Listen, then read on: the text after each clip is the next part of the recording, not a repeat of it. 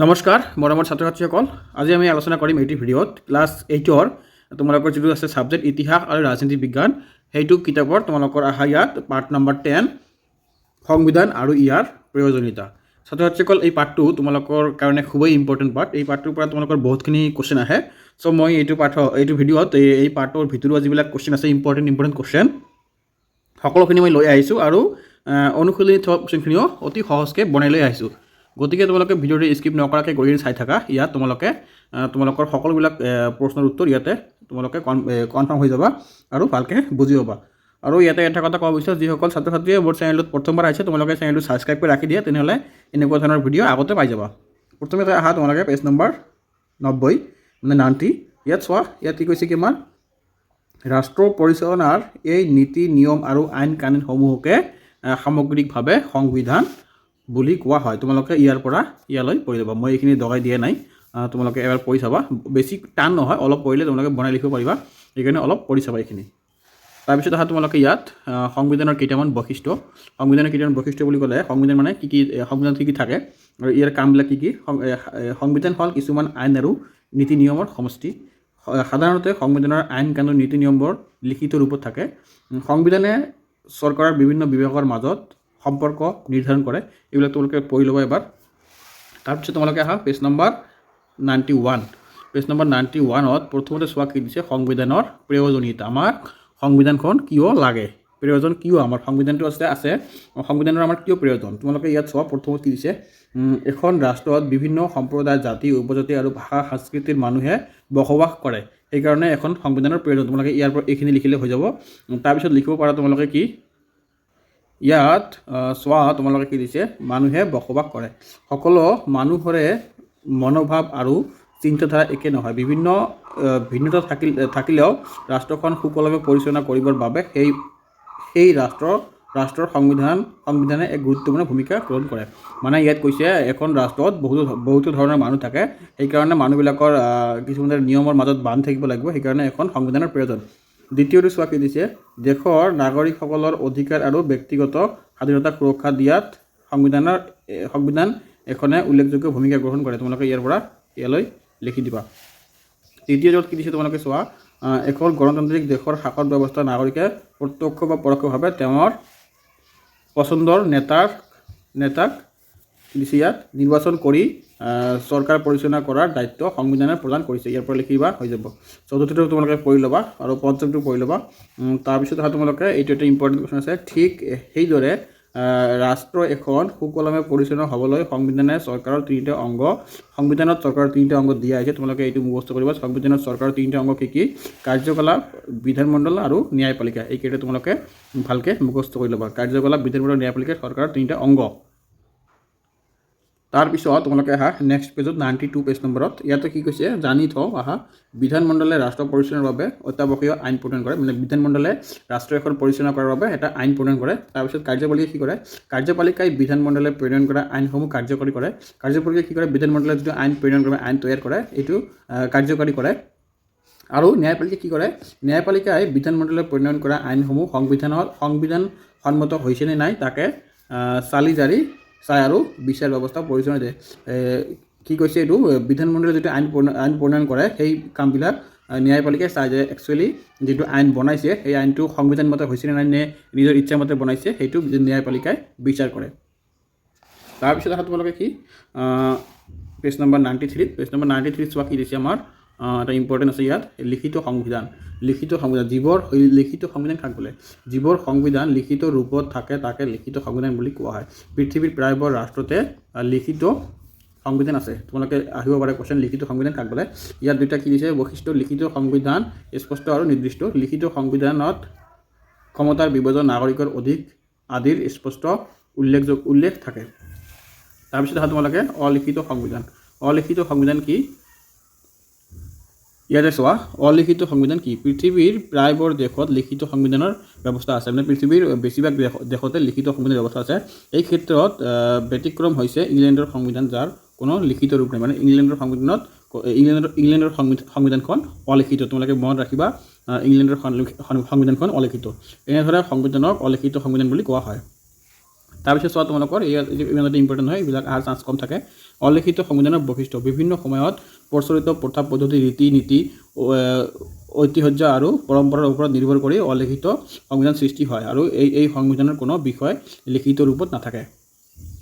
তাৰপিছত তোমালোকে এটা কুৱেশ্যন দিছে, জানি থোৱা অহাত চোৱা কি দিছে, পৃথিৱীৰ সংবিধানসমূহৰ ভিতৰত ইংলেণ্ডৰ সংবিধানখনে হৈছে অন্যতম উল্লেখযোগ্য নমনীয় সংবিধান। তাৰপিছত চোৱা তোমালোকে কি দিছে, নমনীয় সংবিধান কি আৰু অনমনীয় সংবিধান কি, ইয়াতে তোমালোকে ক্লিয়াৰ হৈ যাবা। তোমালোকে ইংলেণ্ডত অলিখিত সংবিধান পৰিচালিত ইতিমধ্যে বুজি জানিব পাৰিলা। ইয়াতে প্ৰয়োজন সম্পৰ্কে সাধাৰণ আইন প্ৰণয়নৰ দ্বাৰা সংবিধান সংশোধন কৰিব পাৰি। এনেদৰে সহজতে সংশোধন কৰিব পৰা সংবিধানক নমনীয় সংবিধান বোলে। নমনীয় সংবিধান থাক বোলে যিবিলাক সংবিধান অতি সহজে সংশোধন কৰিব পাৰি তাকে নমনীয় সংবিধান বুলি কোৱা হয়। যেনেকুৱা দিছে আমাৰ কি নমনীয় সংবিধানৰ কি বৈশিষ্ট্য দিছে, সেইটা চোৱা ইয়াত কি দিছে, নমনীয় সংবিধানৰ বৈশিষ্ট্য সহজে সংশোধন কৰিব পৰা ব্যৱস্থা আছে আৰু নমনীয় সংবিধান লিখিত বা অলিখিত হ'ব পাৰে। তাৰপিছত তোমালোকে পেজ নম্বৰ অনমনীয় সংবিধান, এইটো আমাৰ খুবেই ইম্পৰ্টেণ্ট। অনমনীয় সংবিধানটো এইটো আমাৰ ইণ্ডিয়াটো হয়, ইণ্ডিয়াটো ভাৰততো অনমনীয় আৰু নমনীয় দুয়োটাই হয়। অনমনীয় সংবিধান কি আছে, কিছুমান সংবিধান সংশোধন কৰিবলৈ হ'লে বিশেষ পদ্ধতিৰ প্ৰয়োজন হয়। এই বিশেষ পদ্ধতিটো অতি জটিল তাৰপিছত চোৱা আৰু সহজে সংশোধন কৰিব নোৱাৰি। এনেধৰণৰ সংবিধানক অনমনীয় সংবিধান বুলি কোৱা হয়। উদাহৰণস্বৰূপে আমেৰিকা যুক্তৰাষ্ট্ৰৰ সংবিধান অনমনীয় সংবিধান। তাৰপিছত তোমালোকে অনমনীয় সংবিধানৰ বৈশিষ্ট্য, এইটো চোৱা কি দিছে, অনমনীয় সংবিধানৰ বৈশিষ্ট্য কি কৈছে, অনমনীয় সংবিধানৰ সংশোধন পদ্ধতি অতি জটিল, অনমনীয় সংবিধান সদায় লিখিত ৰূপত থাকে। এইটো তোমালোকে মনত ৰাখি ল'বা। তাৰপিছত তোমালোকে চোৱা জানি থোৱা অহাত এইটো গুৰুত্বপূৰ্ণ কোৱেশ্যন, এইটো মানে খুবেই ইম্পৰ্টেণ্ট। ভাৰতৰ সংবিধান নমনীয় আৰু অনমনীয় সংবিধানৰ সংমিশ্ৰণ। তোমালোকে যদি কোৱেশ্যন আহে ভাৰতৰ সংবিধানটো নমনীয় নে অনমনীয়, তোমালোকে লিখিবা বোথ, মানে দুটাই অনমনীয় আৰু নমনীয় দুয়োটাই মিশ্ৰণত আছে, মানে জটিলো আছে অলপ ইজিও আছে। তাৰপিছত তোমালোকে মনত ৰাখিবলগীয়া কথা, ইয়াত কেইটামান ইম্পৰ্টেণ্ট কথা আছে। চোৱা ইয়াত সংবিধানে চৰকাৰৰ বিভিন্ন অংগ যেনে কাৰ্যপালিকা, ন্যায়পালিকা আৰু বিধানমণ্ডল আৰু ন্যায়পালিকাৰ মাজত ক্ষমতাৰ বিভাজন কৰাত গুৰুত্বপূৰ্ণ ভূমিকা গ্ৰহণ কৰে। তাৰপিছত তোমালোকে এইটো মনত ৰাখিব যে কাৰ্যপালিকা, বিধানমণ্ডল আৰু ন্যায়পালিকা কি হ'ব, চৰকাৰৰ অংগ। তাৰপিছত তোমালোকে সংবিধানখনত ৰাষ্ট্ৰৰ নিৰ্বাচন প্ৰক্ৰিয়া নিৰ্দেশনা থাকে। তাৰপিছত সংবিধানে চৰকাৰৰ বিভিন্ন বিভাগৰ মাজত সম্পৰ্ক নিৰ্ধাৰণ কৰে। তাৰপিছত চোৱা এইটো কি কৈছে, সংবিধান বিভিন্ন প্ৰকাৰৰ, যেনে এইটো তোমালোকে চোৱা সংবিধান আমাৰ 4টা প্ৰকাৰত আছে, লিখিত, অলিখিত, নমনীয় আৰু অনমনীয়। এইটো তোমালোকে মনত ৰাখিবা। আমাৰ সংবিধানখন কেইটা প্ৰকাৰত থাকে, 4 প্ৰকাৰত থাকে।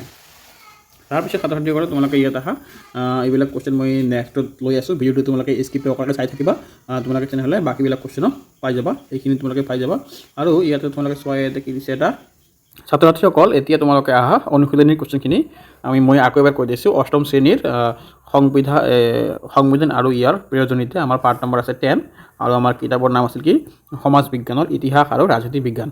এতিয়া তোমালোকে আহা, প্ৰথমতে 1 নম্বৰত কি দিয়া আছে, চমু উত্তৰৰ প্ৰশ্ন, যেনেকৈ ক নম্বৰত দিয়া আছে সংবিধান বুলিলে কি বুজা। উত্তৰত দিয়া আছে কি, সংবিধান হ'ল কিছুমান ৰীতি নীতি বা আইন কানুনৰ সমষ্টি। ইয়াত চৰকাৰৰ বিভিন্ন অংগসমূহৰ গঠন, ক্ষমতা আৰু কাৰ্যাৱলীৰ বিষয়ে লিপিবদ্ধ কৰা হয়। তাৰপিছত চোৱা খ নম্বৰ কি দিছে, সংবিধান পৰিৱৰ্তন কৰা প্ৰক্ৰিয়াটোক কি বোলে। ইয়াৰ উত্তৰটো চোৱা কি দিছে, সংবিধান পৰিৱৰ্তন কৰা প্ৰক্ৰিয়াটোক সংশোধন প্ৰক্ৰিয়া বোলে। ইংৰাজীত ইয়াক এমেণ্ডমেণ্ট বুলি কয়। তোমালোকে মোবাইল চালে গম পোৱা যে এমেণ্ডমেণ্ট কৰি থাকে যে আমাৰ পাৰ্লিয়ামেণ্টত, সংসদত। তাৰপিছত আহা গ নম্বৰত, নেপালত কোন চনত গণতন্ত্ৰ প্ৰতিষ্ঠিত হয়। নেপালত প্ৰথমতে ৰাজতন্ত্ৰ আছিল, কিন্তু তাৰপিছত গণতন্ত্ৰ, যেনেকৈ আমাৰ ইণ্ডিয়া আছে গণতন্ত্ৰ, ঠিক তেনেকৈ গণতন্ত্ৰ প্ৰতিষ্ঠিত হৈছিল। এইটো হ'ব 2008 চনত গণতন্ত্ৰ প্ৰতিষ্ঠিত হয়। ঘ নম্বৰটো চোৱা কি দিছে, লিখিত সংবিধানৰ প্ৰচলন থকা 3খন ৰাষ্ট্ৰৰ নাম।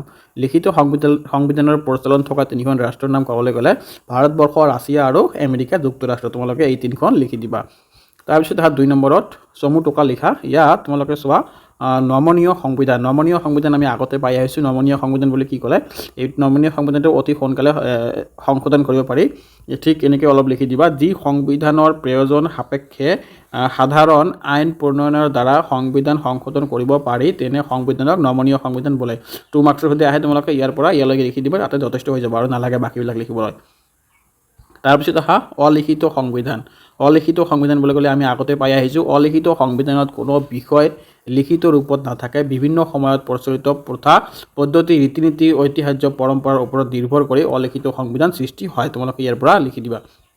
তাৰপিছত অহা ক্ষমতাৰ বিভাজন। উত্তৰত চোৱা, সংবিধানে চৰকাৰৰ ক্ষমতা আৰু কাৰ্যাৱলী নিয়ন্ত্ৰণ কৰে। চৰকাৰৰ বিভিন্ন বিভাগৰ কাম আৰু ক্ষমতা থিৰাং কৰাৰ লগতে কোনো বিভাগে কি ক্ষমতা প্ৰয়োগ কৰিছে তাক নিশ্চিত কৰে। চৰকাৰৰ ক্ষমতা, কাৰ্যাৱলী আৰু নিয়ন্ত্ৰণ পদ্ধতিসমূহ সংবিধানতে লিপিবদ্ধ আছে। যদি চৰকাৰে ক্ষমতা অপব্যৱহাৰ কৰে তেন্তে সাংবিধানিক পদ্ধতিৰে তাক নিয়ন্ত্ৰণ কৰা ব্যৱস্থাও আছে। তোমালোকে চাইছেনে কি ধুনীয়া এটা বস্তু বনাই দিছে আমাৰ সংবিধানত ডক্টৰ B.R. আম্বেদকাৰে। বস্তুটো ভালকৈ বুজিবা তেনেহ'লে তোমালোকক ভাল লাগিব, আৰু যদি বুজিব নোৱাৰা তেনেহ'লে ভাল নালাগিব।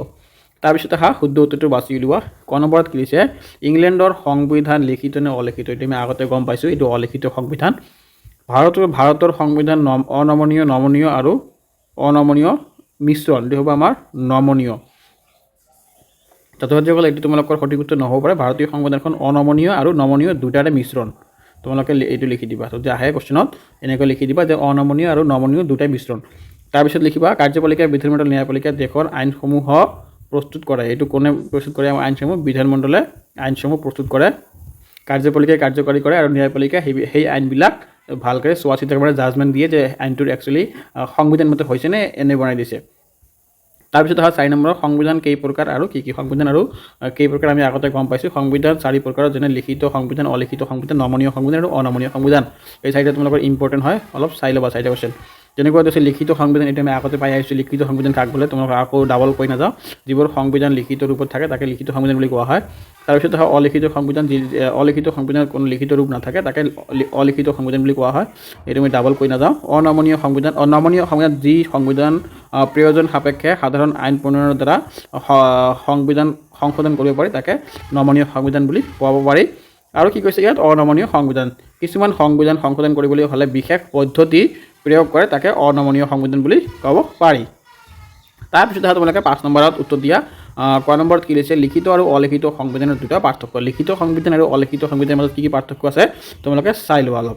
লিখিত আৰু অলিখিত সংবিধানৰ দুটা পাৰ্থক্য। ক নম্বৰত তেনেকুৱা দিয়া আছে, লিখিত সংবিধান লিখিত বা দস্তাবেজ ৰূপত থাকে, আনহাতে অলিখিত সংবিধান লিখিত ৰূপত নাথাকে। তাৰপিছত খ নম্বৰত লিখিত সংবিধানৰ ৰচনাকাল আৰু ৰচনাকালৰ সম্পৰ্কে জানিব পাৰি, আনহাতে অলিখিত সংবিধানৰ ৰচনাকাল আৰু ৰচনাকালৰ সম্পৰ্কে জানিব নোৱাৰি। খ নম্বৰত হৈছে কি, অনমনীয় সংবিধানৰ দুটা বৈশিষ্ট্য। অনমনীয় সংবিধানৰ দুটা বৈশিষ্ট্য কি কি আছে তোমালোকে আগতে আমি কৈ আহিছোঁ, তথাপি এবাৰ কৈ দিছোঁ। অনমনীয় সংবিধানৰ সংশোধন পদ্ধতি অতি জটিল। তাৰপিছত চোৱা 2 নম্বৰত কি দিছোঁ, অনমনীয় সংবিধান সদায় লিখিত ৰূপত থাকে। এইটো তোমালোকে ভালকৈ মনত ৰাখিবা যে অনমনীয় যিবিলাক সংবিধান আছে এইবিলাক সদায় আমাৰ লিখিত ৰূপত পোৱা যায়। গণতান্ত্ৰিক ৰাষ্ট্ৰত সংবিধানৰ প্ৰয়োজন আছে যুক্তি আলোচনা কৰা। গণতান্ত্ৰিক ৰাষ্ট্ৰত সংবিধানৰ প্ৰয়োজন আছেনে নাই এইটো তোমালোকৰ নিজৰ মতামত দিবলৈ কৈছে।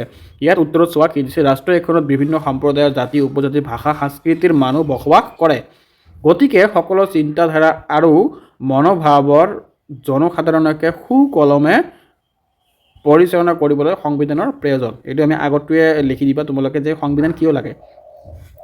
তাৰপিছত চোৱা, তদুপৰি দেশৰ নাগৰিকসকলৰ অধিকাৰ আৰু ব্যক্তিগত স্বাধীনতাক সুৰক্ষা দিয়াত সংবিধানে গুৰুত্বপূৰ্ণ ভূমিকা পালন কৰে। নাগৰিকৰ ব্যক্তিত্ব বিকাশৰ কাৰণে কিছুমান অধিকাৰ প্ৰয়োজন এই অধিকাৰ সংবিধানে প্ৰদান কৰে। তাৰপিছত চোৱা কি দিছে, এখন দেশৰ গণতান্ত্ৰিক শাসন ব্যৱস্থাত নাগৰিকে প্ৰত্যক্ষ বা পৰোক্ষভাৱে নিজৰ পচন্দৰ নেতাক নিৰ্বাচন কৰি চৰকাৰ পৰিচালনা কৰাৰ দায়িত্ব সংবিধানে প্ৰদান কৰিছে। লগতে নিৰ্বাচন প্ৰক্ৰিয়া কেনে হ'ব আৰু কোনে পৰিচালনা কৰিব সেই সম্পৰ্কে সংবিধানত উল্লেখ থাকে। তাৰপিছত কি দিছে, সংবিধানে চৰকাৰৰ ক্ষমতা নিয়ন্ত্ৰণ কৰে। চৰকাৰৰ বিভিন্ন বিভাগৰ কাম আৰু ক্ষমতা ঠিক কৰি দিয়াৰ লগতে কোনো বিভাগ কি ক্ষমতা প্ৰয়োগ কৰিব সেয়াও নিশ্চিত কৰে যদি চৰকাৰে ক্ষমতা অপব্যৱহাৰ কৰে। তাৰপিছত চোৱা কি দিছে, তাক সাংবিধানিক পদ্ধতিৰে নিয়ন্ত্ৰণ কৰিব পৰা ব্যৱস্থাও থাকে। ছাত্ৰ-ছাত্ৰীসকল মোৰ ভিডিঅ'টো ইয়াতে শেষ কৰিলোঁ আৰু তোমালোকৰ অনুশীলন কোৱেশ্যন নাই, সেইকাৰণে মই ইয়াতে সমাপ্ত ল'ম। ছাত্ৰ-ছাত্ৰীসকল তোমালোকৰ যদি ভিডিঅ'টো ভাল লাগিছে তোমালোকে কি কৰিবা, এটা কমেণ্ট কৰি দিয়ে ছাৰ ভিডিঅ'টো ভাল লাগিছে, তেনেহ'লে আমি বহুত মটিভেশ্যন পাওঁ। তোমালোকে টাইম নাযায়, জাষ্ট এটা কমেণ্ট কৰি দিলে আমাক বহুত ভাল লাগে। ধন্যবাদ, আজিৰ ভিডিঅ'টো ইয়াতে সমাপ্ত।